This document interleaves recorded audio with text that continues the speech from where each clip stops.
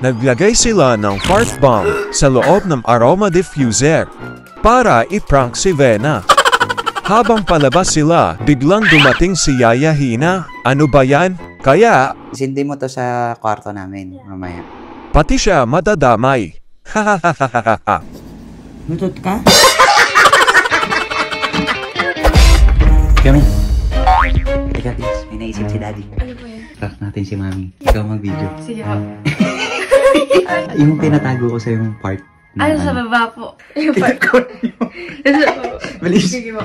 Paprank natin si Vena. Sobrang baho na ito mga kasatsat. Nakaisip ng prank na to. Si Kiyomi, hindi ako. Naku, mabaho talaga. Kulog dito. Mabaho. Ikaw kaya?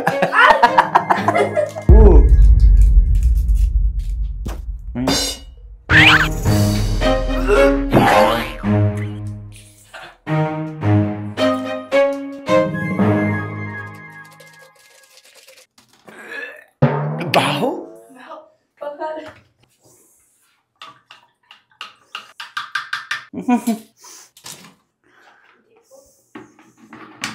Ano kaya? Lagot tayong baho. Shit, asan yan? Ay, punyeta! So, yan mga kasatsat. Bale, nailagay na natin yung pabango dito. Ay, ikaw na lang maglagay. Kaya nga, ikaw Sindi mo to sa kwarto namin mamaya. Kaya, bantayan mo. Okay, sir. Ayusin ko muna doon. Bibigyan ko siya ng bulaklak mamaya, 12 a.m. Wow. So, dapat mabango yung bahay. Ayun kuya, nalinis pa siguro ni Daddy yung kwarto. Tawagan ako ni sir. Baka.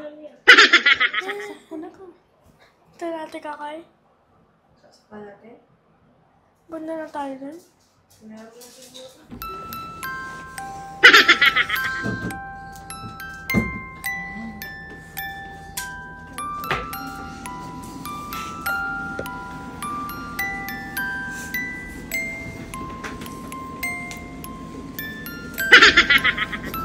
Lutot ka?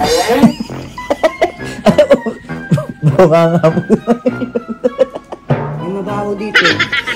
Ayayin na kasi. Humihinga. Huwag kang humihinga.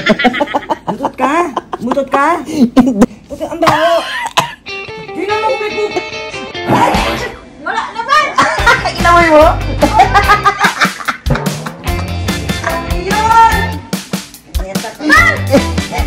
Binigay sa akin, sir ko! Ano binigay? Oy, ikaw naglagay niyan. Kami to, Pagtae! Tanggalin mo. Ano nilagay mo dyan? Titignan mo, titignan mo. Ano nilagay mo yan na? Wala, amoy mo. Wala.